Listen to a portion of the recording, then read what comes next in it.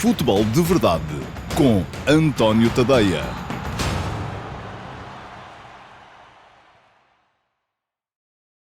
Ora então, olá pessoal, sejam muito bem-vindos à edição número 125 do Futebol de Verdade para a temporada de 2023-2024. Hoje é quinta-feira, é dia 8 de fevereiro de 2024 e estamos a meio enfim, não estamos bem a meio porque não acabou o Santa Clara Futebol Clube do Porto de ontem, mas estamos praticamente a meio dos quartos de final da Taça de Portugal. Ontem o Sporting já se apurou para as meias finais, ganhou por 3-0 em Leiria à União Desportiva de Leiria e no final deste programa vamos ter aqui a reposição do Futebol de Verdade Flash que foi produzido ontem com o meu comentário a esse jogo. São cerca de 17 minutos e por isso temos que acelerar.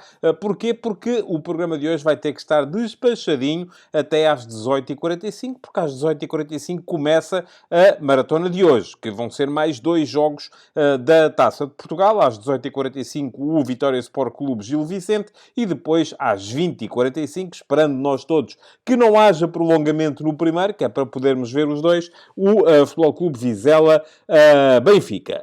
Ficou por realizar, ou melhor, foi interrompido ao fim de 27 minutos e por isso mesmo não houve Futebol de Verdade Flash ontem, o Santa Clara Futebol Clube do Porto, mas também já vou falar um bocadinho mais sobre isso aqui mais à frente, quando chegarmos aos ataques rápidos. Hoje, já sabem também que, ao final da noite, vão receber, se forem subscritores premium do meu Substack, vão receber no vosso e-mail as edições de hoje do Futebol de Verdade Flash, com os meus 15 minutos, cerca de 15 minutos, é sempre mais ou menos isso, de comentário ao Vitória Sport Clube Gil Vicente e outros 15 de comentário ao Futebol Clube Vizela, Sport Lisboa e Benfica. Portanto, já sabem, se ainda não são subscritores premium do meu Substack, do que é que estão à espera? É aqui o link para poderem chegar lá e tornar-se subscritores premium, dessa forma garantindo, entre muitas outras vantagens, a possibilidade de receberem logo no dia dos jogos os vídeos do Futebol de Verdade Flash com os meus comentários a esses mesmos jogos. Quem não for, pode ver na mesma, mas só com 24 horas de atraso. Ora, muito bem. Hoje, aqui, conforme já vos disse, vamos ter que ter o programa pronto em menos de 45 minutos, porque todos queremos ir ver a bola, e, portanto, aquilo que vamos ter, e por acaso, como não houve flash do Santa Clara Futebol Clube do Porto de ontem, só temos um flash para repor, o que nos dá aqui mais um bocadinho de lastro para podermos conversar mais um bocado sobre quando entrarem os ataques rápidos e quando entrar o Q&A, porque eu tinha prometido que hoje fazia Q&A. E como prometido é devido, vamos ter também Q&A. Portanto, Futebol de Verdade hoje vai ter ataques rápidos, com o meu comentário rápido necessariamente àquilo que é a atualidade futebolística nacional e internacional, Q&A com resposta a duas perguntas que me foram deixadas por vocês, quer tenha sido aqui, nas caixas de comentários do meu canal de YouTube, de qualquer emissão de outro programa no meu canal de YouTube, quer tenha sido no meu servidor de Discord, na chatroom Perguntas do Discord, e ao meu servidor de Discord também acedem, é outra das vantagens,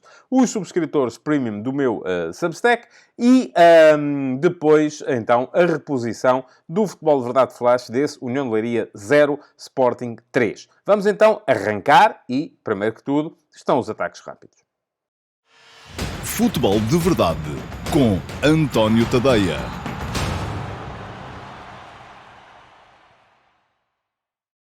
Vamos então arrancar com os ataques rápidos e, como sempre, com o futebol que já se jogou. Primeiro que tudo, para vos falar então do adiamento desse Santa Clara Futebol Clube do Porto de ontem. O jogo começou e, enfim, já achei um bocadinho duvidoso que tenha sido decidido começar, porque o relvado estava um charco autêntico, a bola não rolava, estava muito difícil jogar. Houve alguns jogadores que se foram conseguindo adaptar e levantando a bola só circulava se fosse meio pelo ar, não podia ir muito pelo ar, porque com a ventania também perdia-se completamente o controlo. E, portanto, aquilo que se viu foi que alguns jogadores sempre foram conseguindo jogar com as condições atmosféricas, com as condições do relevado, bolas a meia altura, bolas picadas, conseguiam passá-la de uns para os outros, mas eram mais as bolas perdidas ou as bolas completamente deitadas à sorte, e depois logo se via o que é que podia acontecer do que o futebol minimamente elaborado. Portanto, estas condições poderiam servir, isto era isso que estava a acontecer, para, de certa forma, anular aquilo que é a vantagem competitiva do Futebol Clube do Porto sobre o Santa Clara, porque o Futebol Clube do Porto é a melhor equipa, tem melhores jogadores, só que, naquelas condições, tudo isso estava a ser minimamente anulado, e por isso mesmo é que o Banco do Porto foi o primeiro a manifestar-se e a pedir o cancelamento do jogo. O árbitro Gustavo Correia acabou por anuir, o jogo foi interrompido ao fim de 27 minutos, vai ser retomado no final deste mês e... aquilo que vai acontecer é uma coisa, para mim, estranha, que é, um mês depois, praticamente, as equipas vão ter que jogar com os mesmos jogadores que já estavam em campo, porque não se trata, ao contrário do que se passou, por exemplo, com o Futebol Clube Famalicão Sporting, que não chegou a começar, neste caso não se trata de um jogo novo, trata-se do reatar de um jogo que já começou, que à partida deveria ser recomeçado no dia seguinte. Só não foi porque os clubes chegaram a acordo para que ele pudesse vir a ser transferido lá mais para a frente. E, portanto, aquilo que vai acontecer é que, independentemente dos momentos de forma, independentemente do que quer que seja, tanto o Vasco Matos como o Sérgio Conceição vão ter que levar para o campo os mesmos jogadores que estavam em campo ontem. E já foi um bocadinho duvidoso, por exemplo, que o Futebol Clube do Porto levasse para o campo o seu 11 de gala, alguns jogadores leves, com mais dificuldades para jogar naquelas condições, mas se lá para o final de fevereiro o tempo estiver melhor, acabará o Futebol Clube do Porto por sair favorecido por isso, porque vai ter uma equipa mais adaptável a um relevado normal. A um relevado que sirva os interesses do futebol. Só para vos dizer, acho muito bem que o jogo tenha sido interrompido, achava mesmo que ele não devia sequer ter começado. Porque aquilo que vimos foi um bocadinho mais polo aquático do que futebol. E eu escrevi também sobre isso no último passe de hoje. Deixem-me dizer, o último passo de hoje, e o último passo é a minha crónica de opinião, que é libertada todas as manhãs para toda a gente, não é só para subscritores premium, toda a gente pode lá chegar. E fica aqui o link para poderem ler a edição de hoje.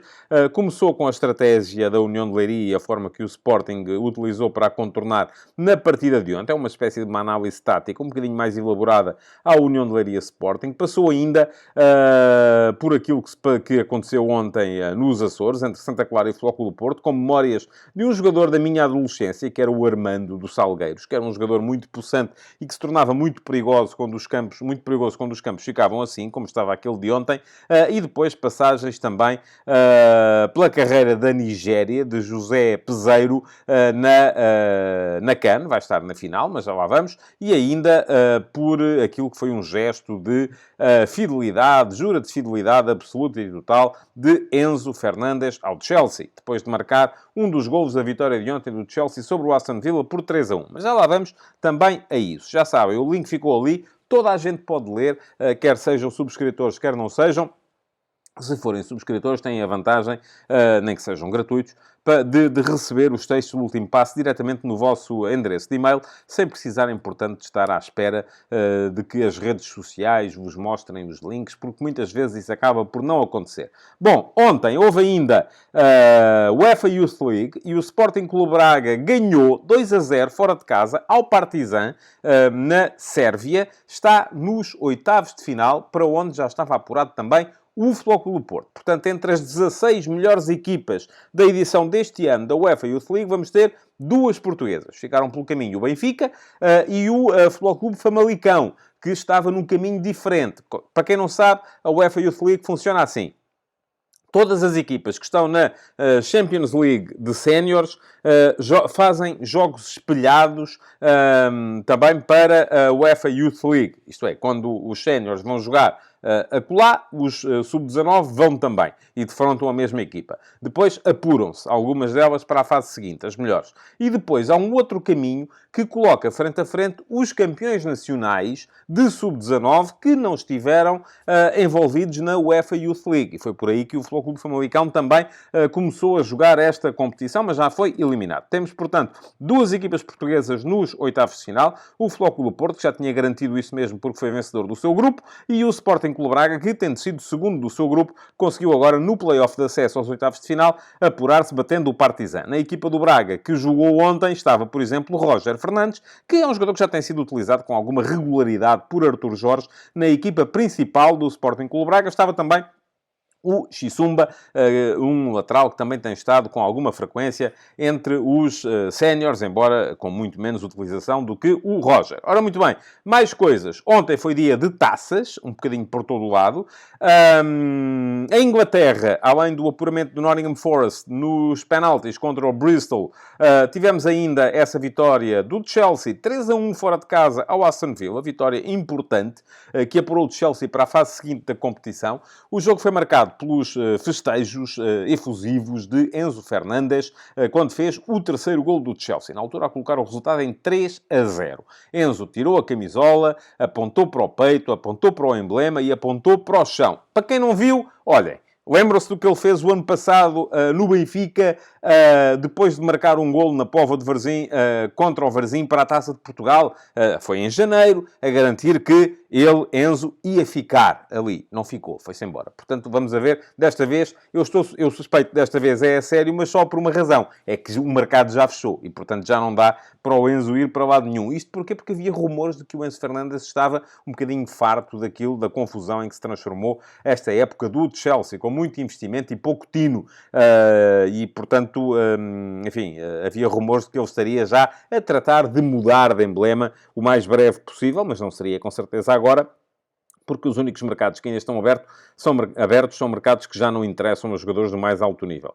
Bom, Taça de França. Paris Saint-Germain apurou-se. 3-1 ao Brest. Um golo de Danilo, outro de Gonçalo Ramos. Mas o momento do jogo foi mesmo pancada que Brassier, um central do qual se chegou a dizer que estava nos planos do Futebol Clube do Porto, deu num dos pés de Mbappé.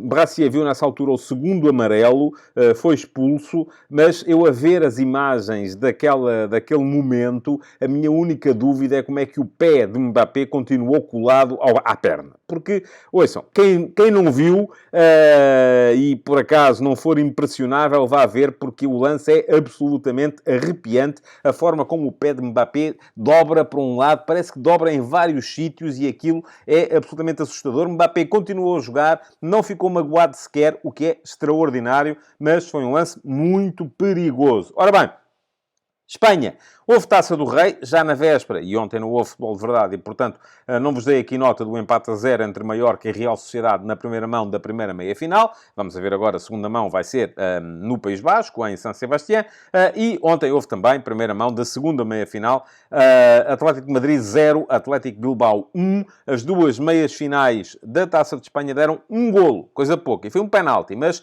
começa a ficar aqui mais ou menos prevista uma final basca, que é sempre uma coisa que traz um elan diferente à coisa, se Real Sociedade e Atlético Bilbao se apurarem para a final da Taça do Rei. Ora bem, já temos finalistas na CAN e na Taça da Ásia, ficaram a ser conhecidos primeiro os finalistas da Taça da Ásia, e vai ser o exato contrário daquilo que se estava à espera. Porquê? Porque o Qatar, que aliás, é bom lembrar, joga em casa e é o campeão em título, mas não era de todo favorito, até por causa da confusão que levou à substituição ou à saída, à demissão, ao pedido de demissão de Carlos Queiroz, do posto de selecionador. Ganhou por 3-2 ao Irão e, portanto, afastou o último dos favoritos que ainda estava em prova, que era o Irão.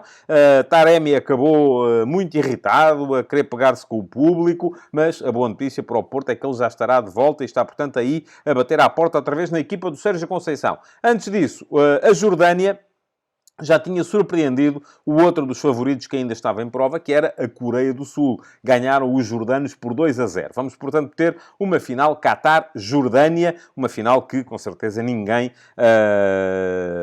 adivinharia antes de começar a competição. Na África, temos ainda um português em prova, é José Peseiro. José Peseiro apurou-se para a final com a seleção da Nigéria, seleção onde estão alguns jogadores do campeonato português, como são os casos de Zaidu Zaidu do Futebol Clube do Porto e depois o Bruno Onemeichi e o Chidozi do Boa Vista. É uma equipa que tem no ataque as suas principais figuras, mas ao mesmo tempo faz da segurança defensiva a sua maior arma. Portanto, há aqui um aparente contrassenso, mas que o José Peseiro está a gerir bem. A Nigéria ontem eliminou a África do Sul nos penaltis. Há um momento que é definidor no jogo, que é o momento em que a Nigéria, que estava a ganhar 1-0, perto do fim, faz o 2-0, mas o lance foi ao VAR e não só o golo foi anulado, como foi marcado um penalti contra a Nigéria, no qual a África do Sul conseguiu chegar ao empate, empate que se manteve depois durante o prolongamento e que levou o jogo para penaltis. Nos penaltis, a Nigéria foi mais forte. Na outra meia-final, a Costa do Marfim aproveitou um golo do Sébastien Haller para eliminar a equipa da República Democrática do Congo e, portanto, a Costa do Marfim, onde joga, enfim, está lá, não está a ser utilizado neste momento. O sportinguista Diomande estará também na final e joga em casa, sendo que a Costa do Marfim fez uma CAN muito sombria e com muitas vezes à beira da eliminação, mas sempre a conseguir recuperar mesmo no final. Vamos ter então uma final Nigéria-Costa do Marfim para se definir quem vai ser o campeão da África de 2024. Ora, futebol para hoje. Hoje vamos ter basicamente Taça de Portugal. Não há muito mais coisas a chamar a atenção por esse mundo fora. É já daqui a bocadinho, 18h45, Vitória Sport Clube Gil Vicente. À hora que me estão a ver, eu estou a gravar, mas à hora que me estão a ver já saberão quais são os 11 iniciais. Eu, no momento em que gravo, ainda não sei, mas sabe-se à partida que o Vitória estará sem o seu guarda-redes, Varela, que está lesionado. Vai avançar Charles. Já se sabia, aliás, que Charles iria ser titular. Será ele também, com certeza, a jogar contra o Benfica no próximo fim de semana, mas há essa expectativa de Álvaro Pacheco não gerir, porque quer muito continuar em prova na Taça de Portugal. É a maneira mais fácil do Vitória trazer aqui alguma glória a esta sua temporada. A mesma coisa pensará do outro lado o Gil Vicente. O Gil Vicente tem sido uma equipe muito mais forte em casa do que fora, esta época, mas está em ano de centenário e uma presença numa fase decisiva da Taça de Portugal seria como mel para os responsáveis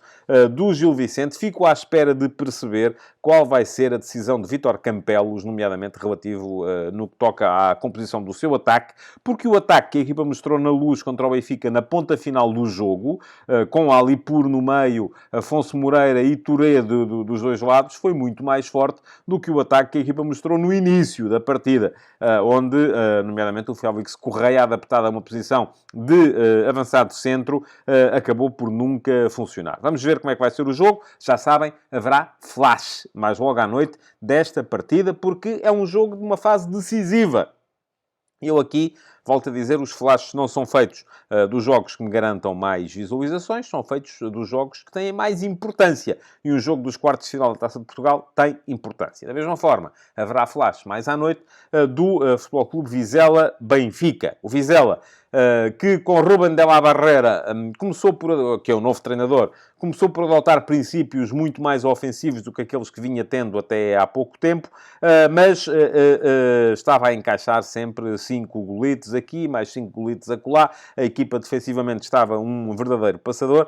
Conseguiu, de certa forma, inverter um bocado isso na última partida. Já perdeu apenas por 1-0, mas com algumas alterações. E também houve introdução de alguns jogadores importantes na equipa. O Diogo Costa, o Bruno Costa, assim é que é. O Diogo Costa é outro, é o guarda-redes. Jogaram os dois juntos no Porto. O Bruno Costa vem dar alguma solidez à zona de meio campo. O Domingos Quina é um jogador importante em termos de zona de criação. competição. Vamos ver, hoje, em princípio, não haverá Essande, o avançado, o possante avançado de centro desta equipa do Vizela, que Rúben de la Barrera, não tendo ele jogado a última partida, já o terá, enfim, ele já está aparentemente recuperado das questões físicas que o apoquentaram, mas não quer arriscar de la Barrera, porque o jogo fundamental é mesmo o jogo de campeonato no fim de semana que aí vem.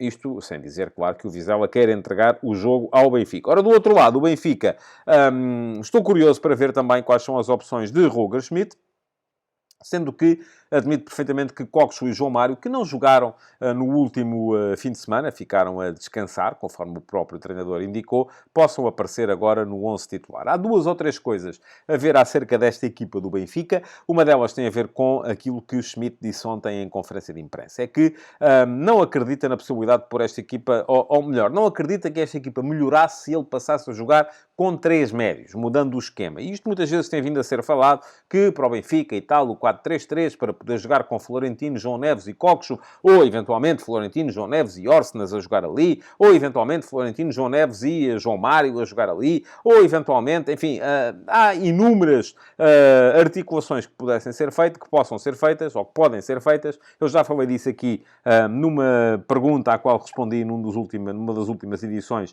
do Futebol de Verdade. Para mim isso tinha um grande problema, é que tirava Rafa do sítio onde ele, de facto, ganhou uma nova vida na sua carreira. Rafa passou os últimos anos no Benfica como jogador de corredor lateral, com a chegada de Schmidt passou a ser jogador de corredor central, neste 4-2-3-1. Ora, abdicar do 4-2-3-1 para entrar num 4-3-3, que trouxesse mais um médio, permitindo assim que Coxo aparecesse a jogar um bocadinho onde lhe dá jeito, onde dá jeito ao Benfica também que ele jogue, que é na zona de meio campo, mas com mais 2 médios, como ele jogava, por exemplo, no Feyenoord, tem à partida esse grande problema, que é tirar Rafa do corredor central, obrigá-lo a jogar a partir de uma das alas, e eu aí, por acaso, estou com Schmidt. Acho que para o Benfica é melhor o 4-2-3-1 do que o 4-3-3. Vamos ver.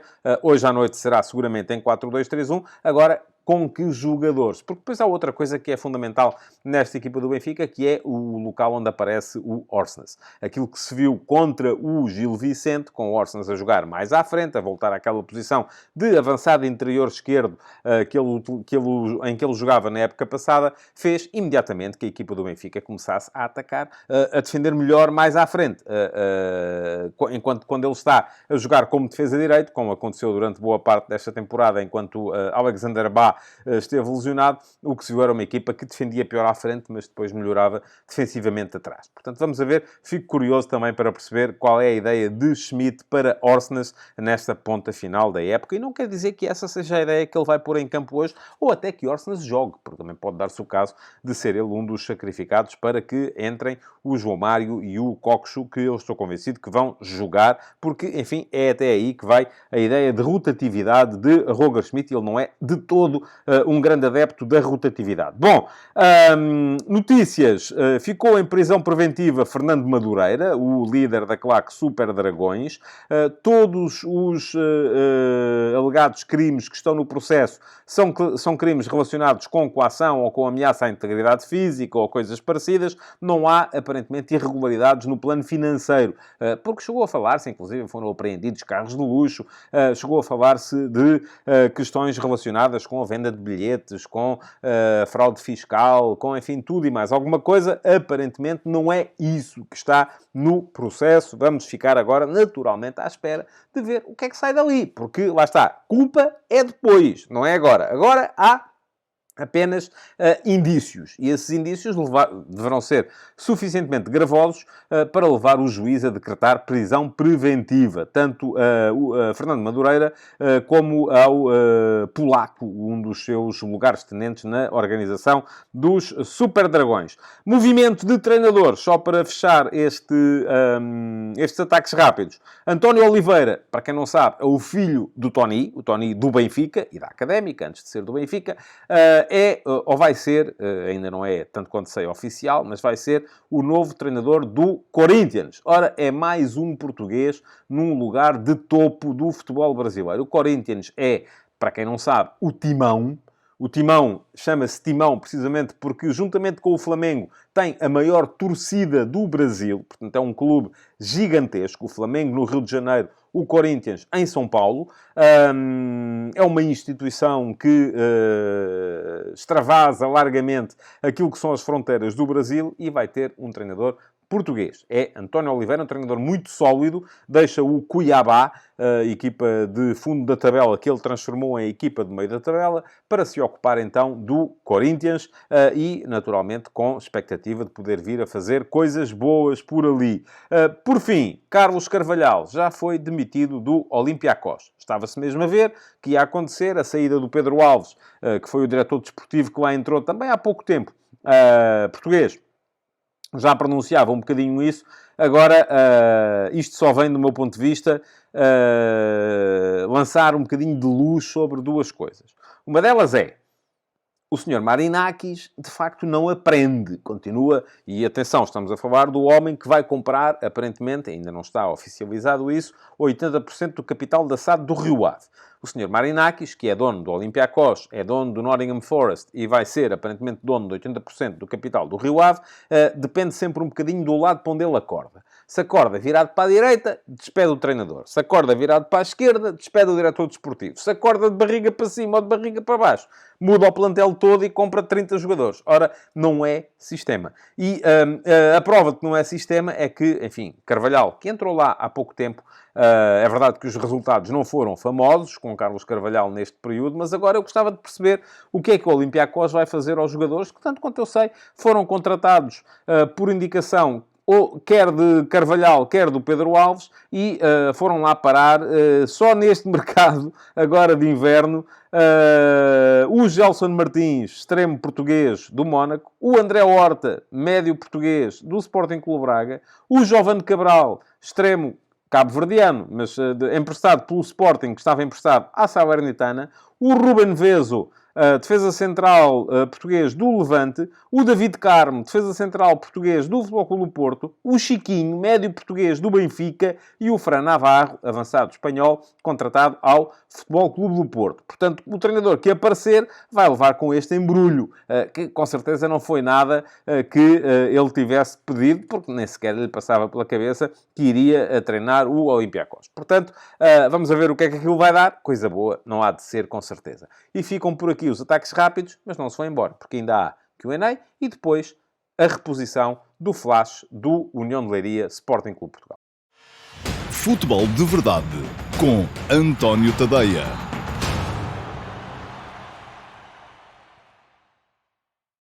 E vamos então ao Q&A, e temos que ser rápidos mesmo, porque os ataques rápidos acabaram por levar um bocadinho mais de 20 minutos. Portanto, isto já está a esticar-se um bocadinho para lá do razoável e vamos entrar em cima do Vitória Sport Clube Gil Vicente. Eu não queria nada isso. Ora, duas perguntas para responder. Vou responder de forma o mais breve que conseguir. A primeira já está aí à vossa frente. Veio do António Severo. Muito obrigado, António, pela sua questão. E pergunta ao António o seguinte: já falta pouco para o regresso das competições europeias, já para a semana. E faço uma pergunta: o que é que teve de positivo, se é que teve, uma nova prova da UEFA, a Conference League? Faz algum sentido? No início eu achava que não, mas mudei um pouco a minha opinião. Por exemplo, acho que valorizou mais a Liga Europa e, ao mesmo tempo, dá a oportunidade a outros clubes de competirem a nível europeu. Muito obrigado, António, pela sua pergunta. É uma boa pergunta e eu concordo consigo. Enfim, nunca achei que fosse um erro criar a Conference League. Sempre fui favorável à sua criação. Antes de lhe responder, no entanto, quero dizer que quem quiser ver perguntas respondidas tem que as deixar na caixa de comentários do programa. Não é no live chat, é na caixa de comentários. Podem aproveitar também para se inscreverem no canal. Fica aqui o link para poderem fazê-lo. É só clicar em cima do botão que diz inscreve-te aqui e depois, além de deixarem o vosso like na emissão de hoje, irem ainda clicar em cima do sino para ativar as notificações e serem avisados sempre que houver novos conteúdos aqui no canal. É aproveitar enquanto há, porque, enfim, pode não durar para sempre. Vamos lá. Não durará, com certeza. Para responder à pergunta do António, que são várias. O que é que teve de positivo a criação da Conference League? Ora bem, a Conference League foi uma competição criada e temos que olhar para ela desta forma. Com dois, do meu ponto de vista, claro, isto não foi escrito, isto é a minha leitura da situação. Com dois objetivos. Um dos objetivos era, precisamente, trazer para o palco clubes de países que, à partida, estão longe das fases decisivas da Liga dos Campeões. Sem a Conference League e sem a Europa League, e agora temos, ao contrário do que acontecia, por exemplo, há 30 anos, há 40 anos, quando eu cresci, tínhamos Taça dos Campeões Europeus, Taça dos Vencedores das Taças e Taça UEFA.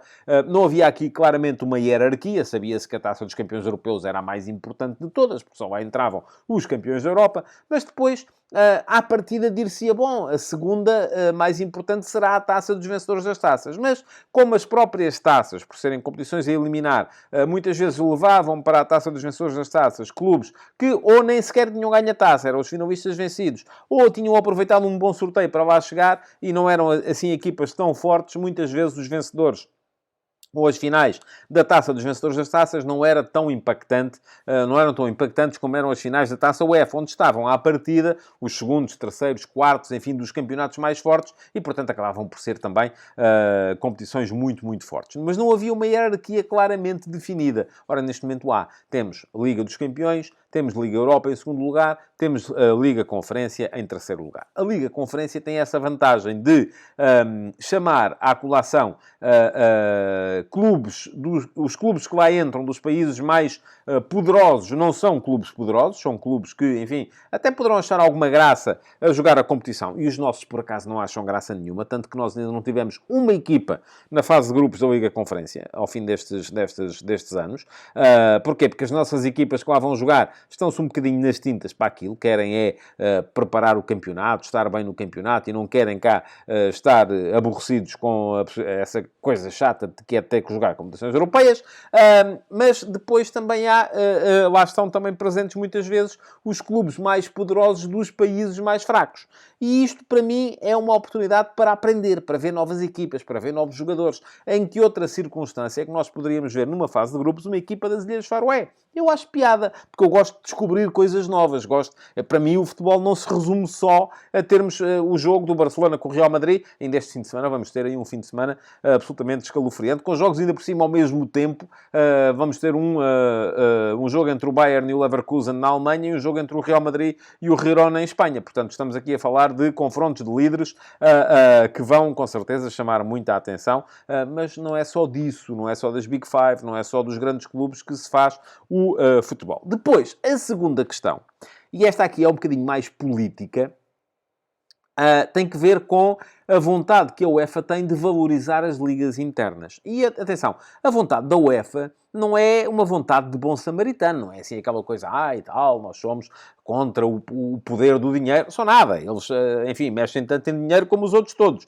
Simplesmente eles perceberam foi que, para serem eles a continuar a mexer no dinheiro, as ligas internas têm que continuar a ser poderosas. Porque no dia em que aparecer, e vamos falar disso a seguir, na outra pergunta, uma Superliga, o que acontece é que as ligas internas vão começar a perder a relevância. E se as ligas internas perdem relevância, o que é que acontece à UEFA? Que é basicamente a associação das federações que mandam nas ligas internas, nos campeonatos nacionais. Se deixar de haver campeonatos nacionais, a UEFA começa a perder um bocadinho também a sua possibilidade de impor a sua lei aos diversos clubes que participam nas melhores competições de futebol do mundo.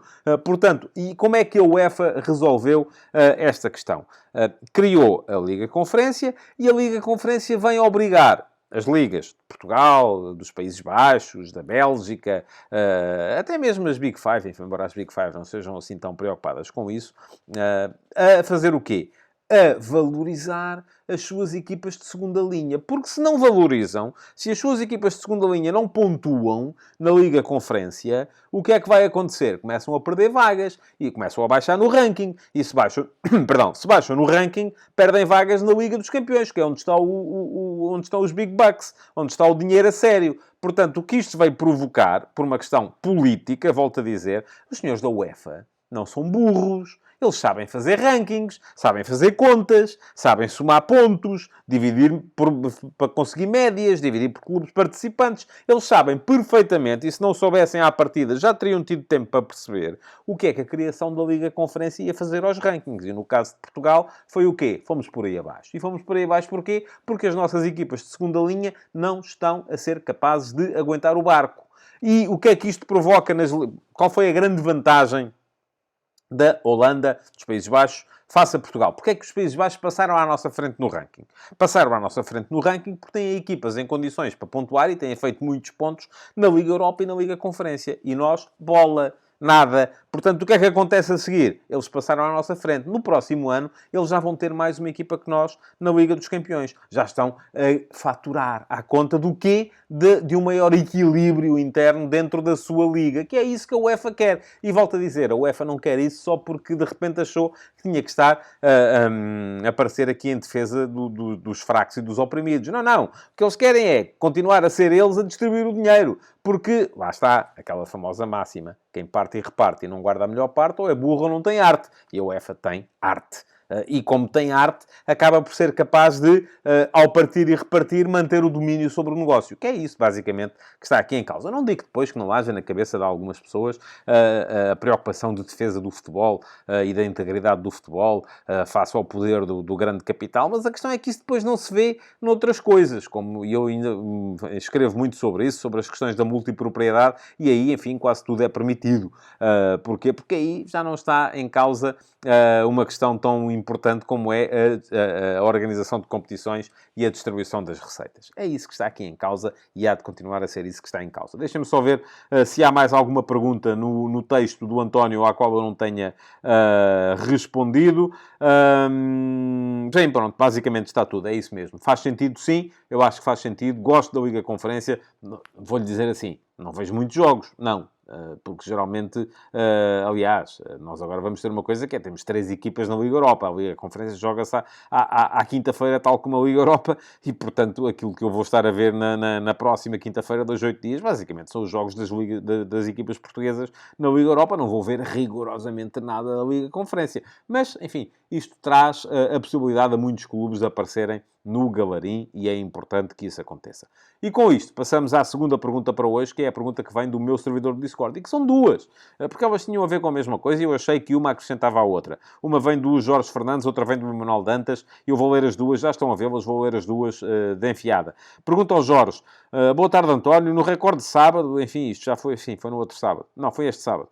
Vi uma notícia de que o Juan Laporta deu a entender que Benfica, Futebol Clube do Porto e Sporting estão interessados em entrar na Superliga.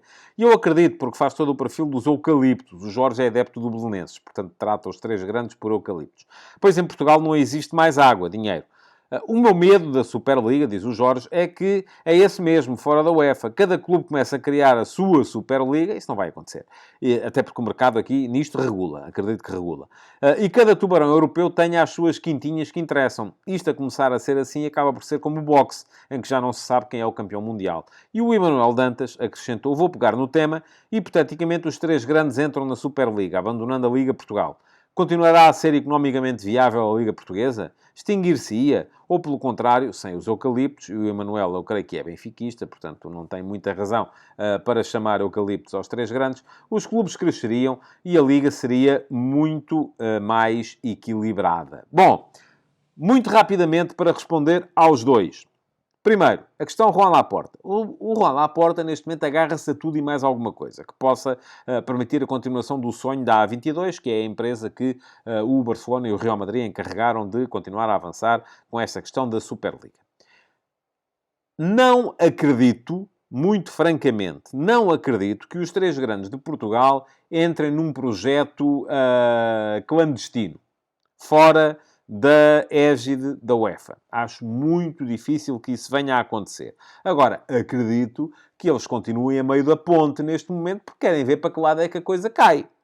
E aqui não convém a ninguém, sobretudo a alguém que esteja em Portugal, enfim, o Manchester City, o Paris Saint-Germain, podem chegar e dizer: epá, não queremos saber disso para nada. Está bem, eles estão sempre bem. Os nossos não. Os nossos vão estar ali sempre um bocadinho a meio da ponta, a ver, epá, se cair para este lado temos que estar bem com estes, se cair para aquele temos que estar bem com aqueles. Porquê? Porque dependem muito daquilo que é o dinheiro que vem lá de fora para poderem continuar a sobreviver. Diz ainda ao Jorge que em Portugal não existe mais dinheiro. Não, não existe. E já não existe há muito tempo. E o facto de não haver dinheiro em Portugal para os clubes crescerem é uma das explicações para o facto de nós não podermos, neste momento, ser candidatos a ganhar uma taça dos campeões europeus. Ou uma Liga dos Campeões Europeus. Porquê? Já expliquei isto várias vezes. E é a razão pela qual os ingleses não querem a Superliga. Não querem porque já têm. É deles.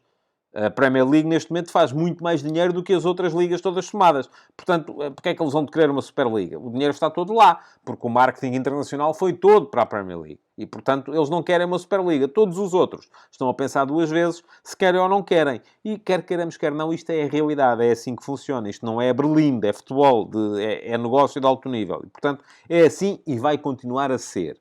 Portanto, aqui não há novidades. Perdão. E diz ainda que tem o Jorge medo que cada clube tenha... Isto não vai acontecer. Não vai acontecer porque Perdão. Uma Superliga só vai ser forte se tiver a colaboração dos clubes mais poderosos. Eu até admito que, eventualmente, os ingleses queiram ficar fora. Que o Paris Saint-Germain, por via dos interesses do Sr. Nasser El-Khelaifi e da European Club Association, que está colada à UEFA, acabe por ficar fora também. Mas depois, em França também não existe assim grande coisa mais, os outros acabariam por ter que se juntar. Porque se não se juntassem todos, não conseguiriam ser concorrenciais. A única maneira de haver uma liga que pudesse concorrer com a Premier League em termos de atenção internacional era, de facto, uma liga que juntasse o Bayern, o Borussia, de Dortmund, o Leverkusen, eventualmente, depois o Marselha, o Mónaco, enfim, e depois o Real Madrid, o Barcelona, a Real Sociedade, o Atlético de Bilbao, o Atlético de Madrid. Perdão. E depois ainda o Benfica, o Sporting, eventualmente o PSV Eindhoven, no Ajax, o Celtic de Glasgow, fala-se muito da possibilidade do Celtic e do Rangers entrarem na Premier League, o Anderlecht, pronto, o Bruges, eventualmente, e depois o Olympiacos, o Panathinaikos, enfim, os clubes da Grécia, o Fenerbahçe, o Besiktas, porque só assim, porque eles se dividirmos isto ao meio, já não chega. Já não chega para combater a Premier League e, portanto, isso nunca vai acontecer. Agora, para responder à pergunta do Emanuel, que é se os três grandes entrassem na Superliga e deixassem a Liga Portuguesa, se a Liga Portuguesa continuaria a ser viável. Continuaria, como competição que, a partir desse momento, estaria um bocadinho condenada ao ostracismo, porque ainda recentemente vimos os dados. E eu já nem me lembro exatamente quais são os números, mas creio que são 94% dos adeptos de futebol em Portugal são adeptos dos três grandes. Ora, vamos começar a fazer... Se nós, neste momento, já temos a média de espectadores que temos, e teríamos uma liga mais competitiva, sim, sem dúvida nenhuma. Agora, interessaria às pessoas? Tenho muitas dúvidas. E, contra isto, batatas, porque é mesmo assim. Quer dizer, as equipas... O país que temos é o país que temos, e não é por se eu agora aqui, de repente, decidir que começo a fazer o futebol de verdade todos os dias, sobre o Vitória e o Sporting Clube Braga, e o Gil Vicente e o Vizela, que esses clubes começam a ter 20% da massa adepta do futebol em Portugal. Não, não vai acontecer. Enquanto os outros existirem, o país que Portugal construiu foi este. As pessoas são adeptas daqueles clubes. E não é por decreto que eu agora vou chegar ao pé. Tu és adepto de quem? És do Benfica, do Sporting, do Porto? Não podes, estás proibido. Agora vais ter que passar a ser do União de Santarém. Ou do Sporting da Covilhã. Ou do Benfica de Castelo Branco. Não dá. Porque não é assim que funciona. O coração é que dita aquilo que as pessoas querem ver. E as pessoas querem ver os seus clubes. E os seus clubes são aqueles três. Podemos gostar ou não gostar disto. Mas não podemos, de repente, por imposição social, decidir que vai ser diferente. Porque não vai ser diferente. E, portanto, é isto que temos. Bom, meus amigos, deixem perguntas. Já sabem, tem que ser rápido. Porque vamos ter ainda o flash do União Desportiva de Leiria Sporting para ver. Fica já a seguir. E já sabem que logo à noite, se forem subscritores premium do meu Substack, vão receber mais 2 edições do Futebol de Verdade Flash. Uma relativa ao Vitória Sport Clube Gil Vicente e a outra relativa ao Futebol Clube Vizela Benfica. Fiquem por aí, porque há a explicação do que se passou no União de Leiria Sporting já a seguir. Futebol de Verdade com António Tadeia.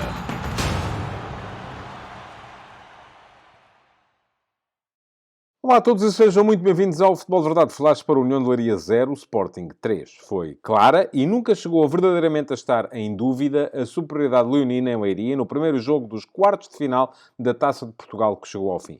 A equipa de Ruben Amorim reduziu a primeira parte a um treino ofensivo em 50 metros que raramente os adversários conseguiam partir do bloco estrategicamente baixo com que abordaram o jogo para chegarem à área do outro lado, tão longe ela ficava.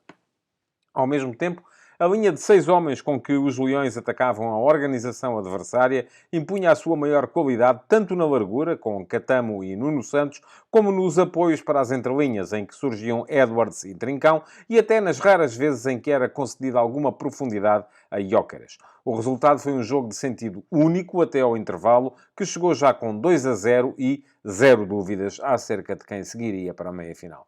Gyökeres e Pedro Gonçalves levaram pouco mais de meia hora a fazer os 2 primeiros golos, mas ao intervalo já os Leões tinham enquadrado 6 remates com a baliza de Pavel Kierzek, tendo ainda Gyökeres atingido o poste noutra tentativa. Na segunda parte, com mais coragem dos donos da casa e menos intensidade pressionante dos visitantes, o jogo ficou mais aberto, mas só teve mais um golo de Gyökeres a fixar o 3-0 final. O início do jogo foi marcado pelo recolhimento da União de Leiria, que defendia em 5-3-2, procurava tirar Gyökeres do jogo, roubando-lhe a profundidade, mas depois raramente podia sair de trás. O espaço no início estava sobretudo por fora, de onde saiu um primeiro centro de Nuno Santos, que Gyökeres aproveitou para levar a bola ao poste, numa finalização até algo atabalhoada, que se desse golo, certamente seria anulada, porque a bola lhe bate na mão. Havia apenas 5 minutos de jogo. Até ao primeiro golo, o Sporting viu Kierzek negar boas chances a Edwards, aos 11 minutos, e a Trincão, aos 23, esta com uma defesa magistral. Pelo meio, num lançamento lateral, ao quarto de hora, Bura teve a única semi-ocasião da equipa da casa, mas cabeceou ao lado. E foi depois de uma belíssima arrancada de Catamo, seguida de cruzamento que bateu no braço de Vasco Oliveira, levando o árbitro a marcar e depois a reverter a decisão de assinalar penalti, que veio o primeiro golo. No canto, marcado por Nuno Santos, Gyökeres superiorizou-se a Diogo Amado e marcou de cabeça. 5 minutos depois, 2-0. E o golo deu mais alguma expressão ao amplo domínio do Sporting. Nuno Santos descobriu o Gyökeres na profundidade e este deu rasteiro para uma finalização certeira de Pedro Gonçalves. Diz-se que o 2-0 é um resultado traiçoeiro, mas não se via naquela União de Leiria capacidade para reabrir esta partida. E foi Trincão quem esteve mais perto do golo antes do intervalo, com uma defesa de Kierzek e um corte de Vasco, depois de já ter passado o guarda-redes a frustrar-lhe os intentos. Na segunda parte, a União de Leiria subiu as linhas e o jogo abriu. Jair ainda perdeu 1-2 aos 49 minutos, chutando para fora, após um lance bem definido por Jordan van der Gaag e Ouattara. Mas do outro lado, Trincão voltou a perder um golo provável na cara de Kierzek aos 51 minutos. Israel teve o seu momento de importância aos 55, saindo rápido a fazer a mancha aos pés de Lúcio Vega, depois de mais uma iniciativa do neerlandês Jordan, mas depois, até final, só deu Sporting. Quaresma e, a seguir, Trincão perderam o terceiro golo aos 65 minutos devido a mais uma defesa de Kierzek e a um corte na linha de Pedro Empis. Kierzek voltou a brilhar aos 73, de gente para fora um remate de Gyökeres, mas no canto correspondente chegou mesmo o golo que sentenciou a eliminatória. Edwards bateu, Ullmann nem chegou a tocar no ar e Gyökeres apareceu a dar de cabeça à vontade ao segundo poste e com Morita nas suas costas. Resolvido o jogo, os minutos que restavam só serviram para Kierzek mostrar que os anos não lhe roubaram qualidades. O polaco ainda evitou o 0-4, com mais 2 belíssimas defesas, a tiros de Gyökeres e Bragança. Ao todo, fez 9, que o Sporting meteu 12 dos seus 20 remates entre os postos, justificando plenamente a vitória tranquila com que saiu de Leiria em direção às meias finais da Taça de Portugal.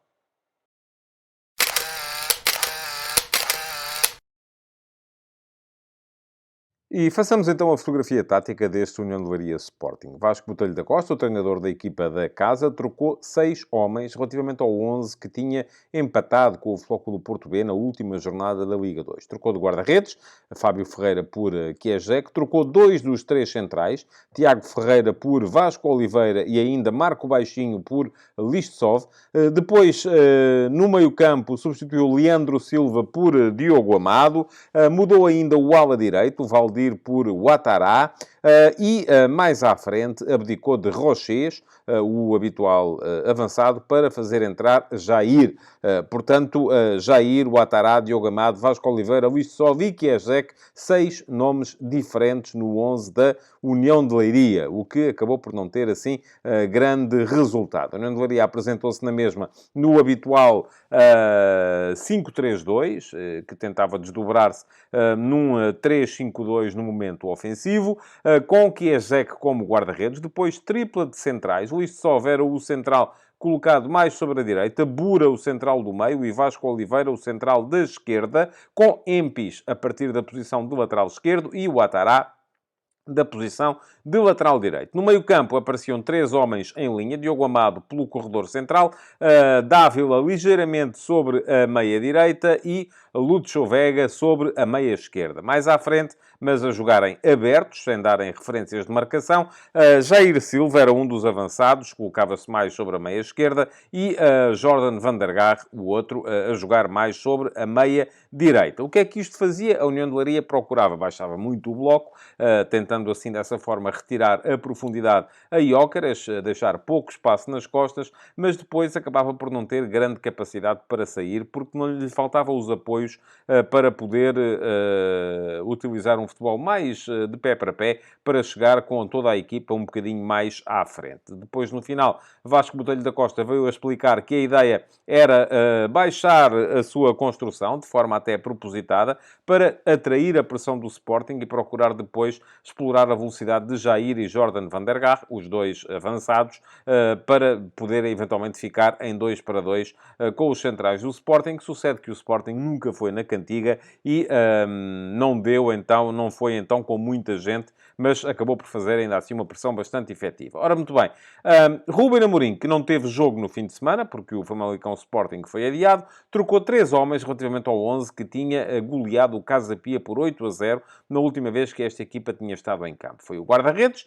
Adam por Franco Israel, Gonçalo Inácio partiu do banco, surgindo no 11 como central esquerdo Mateus Reis, e Ricardo Jogaio também esteve no banco, surgindo no 11 Jenny Katam como ala direito. Isto quer dizer que o Sporting se colocou no seu habitual 3-4-3, com Franco Israel na baliza, tripla de centrais, com Quaresma na meia-direita, Mateus Reis na meia-esquerda e Coates como central do meio. Jenny Katam era o ala direito, Nuno Santos o ala esquerdo. Dupla de médios formada por Yulman e Pedro Gonçalves, com Edwards a atacar pela meia-direita, Trincão pela meia-esquerda e Gyökeres como ponta de lança. Ora, o que é que acontecia quando a equipa do Sporting atacava? Geralmente, o Sporting atacava no seu habitual 3-1-6. E o 3-1-6 porquê? Porque Pedro Gonçalves ia colocar-se na meia-esquerda do ataque, na mesma linha de Catamo, aberto na direita, Nuno Santos, aberto na esquerda, Edwards e Trincão a ladearem Gyökeres, e Pedro Gonçalves ia colocar-se muitas vezes entre Trincão e Nuno Santos, ou até às vezes à esquerda de Nuno Santos, permitindo a este movimentos mais interiores. Isto fazia com que o Sporting tivesse muitas vezes uma linha de 6 homens na frente para se sobrepor à linha de 5 com que a União de Leiria se defendia. E isto muitas vezes também veio garantir a superioridade do Sporting naquele momento, porque ora Edwards e Trincão e o próprio Pedro Gonçalves surgiam nas entrelinhas para criarem situações de envolvimento, ora abria Nuno Santos bem na esquerda e Jenny Katam na direita, o que também vinha a criar dificuldades na cobertura da largura por parte da equipa da União de Leiria. Ora, nos raros momentos em que isso era possível, Gyökeres surgia para aproveitar a busca da profundidade, embora esta estivesse curta no jogo de hoje. Ora, o jogo foi decorrendo. Na segunda parte, a União de Leiria mudou, subiu um bocadinho as linhas e pareceu-me ter abdicado um pouco do seu 5-3-2 por um 5-4-1, em que Jordan baixou um pouco mais, apareceu mais aberto na direita, com a Lúcio Vega mais aberto na esquerda e Jair a surgir mais como ponta de lança. Não aconteceu em todos os momentos, mas houve momentos em que a equipa ia alternando o 5-3-2 com o 5-4-1, aproveitando a velocidade de Jordan van der Gaar no lado direito. O primeiro a mexer em termos de substituições foi o Sporting. Ruben Amorim, ao minuto 72, trocou Catamo por Ricardo Jogaio, sem alterações táticas, porque Jogaio foi colocar-se como ala direito, onde estava Jenny Catamo, embora seja um jogador diferente. Catamo, sobretudo, um jogador de pé esquerdo, Jogaio, sobretudo, um jogador de pé direito. Catamo, como o próprio Amorim explicou no final, mais ala, Jogaio mais defesa. Mas, ao mesmo tempo, saiu ainda Mateus Reis para entrar Gonçalo Inácio, também sem alterações táticas, porque Inácio foi jogar como central pela esquerda, onde estava Mateus Reis, e o que implicou alguma alteração foi a saída de Trincão com a entrada de Morita. Morita voltou da Taça da Ásia, entrou para formar dupla de médios com Yulman, passando então Pedro Gonçalves para a frente de ataque, surgindo Pedro Gonçalves como avançado pela esquerda. Depois, ao minuto 77, foi a vez da União de Leiria mexer. Jordan van der Gaag saiu para dar lugar a Ayongo, e ainda Lúcio Vega também saiu para entrar Leandrinho. Ora, o que é que aconteceu aqui? Jair passou para o lado direito do ataque, passando Ayongo para a ponta de lança, e a equipa da União de Leiria manteve o 5-4-1. Depois, minuto 80, trocou o Sporting Yulman por Bragança, médio por médio, também sem alterações em termos de posicionamentos, e na União de Leiria, Diogo Amado cedeu a vez a Leandro Silva e Pedro Empis cedeu a vez a Valdir. Valdir foi para a lateral direita, onde é habitualmente utilizado, e foi o Atará quem mudou da direita para a esquerda, para a vaga deixada por Empis. Ao minuto 87, Quaresma saiu para a entrada de Neto, também sem alterações, porque Neto foi para a central do lado direito. E, por fim, ao minuto 89, foi a vez da União de Leiria esgotar as substituições, trocando Dávila por Marcos Silva, que também foi jogar para a zona de meio campo. E, portanto, sem alterações táticas também, a União de Leiria acabou no mesmo 5-4-1, com que passou grande parte desta segunda parte.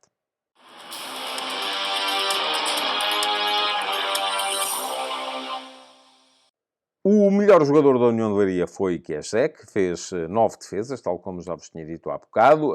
Foi praticamente insuperável, embora tenha sofrido 3 golos, mas houve mais um par de exibições de bom nível na equipa de Vasco Botelho da Costa. Listsov apareceu bem, controlou quase sempre as movimentações de Gyökeres no ataque à profundidade. Gyökeres fez 2 golos, mas ambos na sequência de pontapés de canto, em que a marcação era zonal e, portanto, não foi na zona do central que mais o vigiou nos momentos de bola corrida. Depois, bem no jogo também, Jordan van der Gaag, foi dos pés dele que nasceram as duas situações de perigo criadas em bola corrida pela União de Leiria na segunda parte. De resto, alguma dificuldade desta equipa da União de Leiria para se opor a uma equipa do Sporting que tinha mais intensidade, mais ritmo, mais qualidade. No lado do Sporting, boas exibições. Israel fez uma defesa apenas e foi boa, uma saída em mancha aos pés de um adversário, a impedi-lo de ir com perigo para a sua baliza. Foi muito rápido a sair nesse momento. Esteve bem Quaresma no controle da velocidade de Jair, que foi durante a primeira parte a única ameaça que a equipa da União de Leiria teve para o ataque do Sporting. Fez um belíssimo jogo Jenny Catamo, muito imprevisível na forma de sair nos seus raids pela direita, da mesma forma como esteve bem também Nuno Santos na esquerda, mas parece-me que os dois melhores jogadores da equipa foram os dois nórdicos. Yulman insuperável, quase sempre a ler muito bem o jogo, a aparecer no momento em que e no local exato para fazer interseções, para fazer cortes, para voltar a levar a equipa para o ataque sempre que a União de Leiria procurava sair, e, sobretudo, Gyökeres, mais uma vez, absolutamente decisivo. 2 golos de cabeça, e o cabeceamento não é de todo o ponto forte deste avançado sueco, e, além disso, uma assistência, e esteve ainda em mais um punhado de boas situações. Foi ele, mais uma vez, o herói deste jogo.